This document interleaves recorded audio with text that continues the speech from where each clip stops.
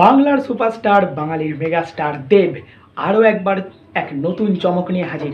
গোলন্দাজের পর আরও একবার এসভিএফ এবং ধ্রুব ব্যানার্জির সাথে দীপক অধিকারী অর্থাৎ বাঙালির সবার প্রিয় দেব আসছে এই পুজোতে রঘু ডাকাত নিয়ে। আজ রঘু ডাকাতের প্রি টিজার রিলিজ করা হয়েছে, আর এই প্রি টিজারটি একদম গায়ে কাঁটা দেওয়ার মতন।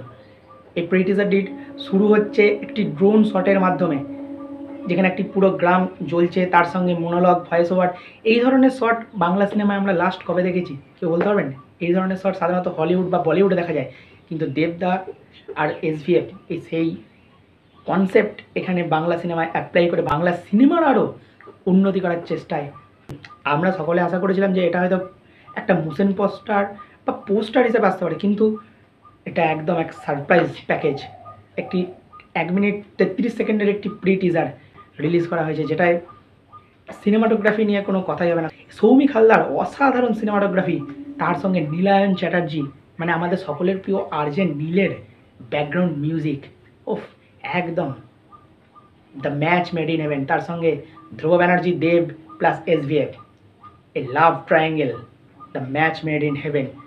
দেবের লুক যখন ফার্স্ট রিভিল করা হয়, হাতে ধনুক নিয়ে যখন তীরটা চালাচ্ছে, তখন তার দুটো চোখ, কথায় বলে না যে চোখ কথা বলে, এই টিজারটা দেখে মনে হচ্ছে সত্যিই চোখ কথা বলে। হ্যাঁ, এই টিজারে দেবের কোনো ডায়লগ শোনানো হয়নি, কিন্তু দেবের এই চোখ অনেক কিছু বলে দিয়ে যাচ্ছে যে এই পুজোয় একটি বড় কিছু ধামাকা হতে চলেছে। আর তার সাথে এডিটর মোহাম্মদ কালাম, আপনাকে সালাম।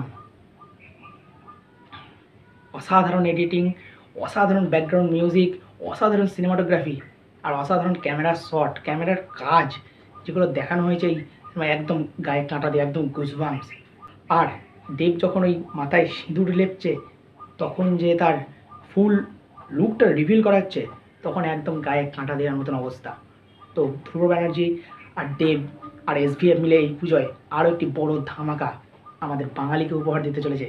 আর এই প্রি টিজার দেখার পর আমাদের বাঙালিদের আগ্রহ আরও বেড়ে গেল টিজার, ট্রেলার আর সর্বোপরি এই বাংলা সিনেমা হলে গিয়ে দেখার জন্য।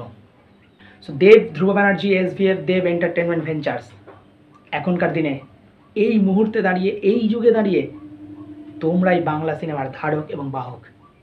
তাই বাংলা সিনেমা জিন্দাবাদ।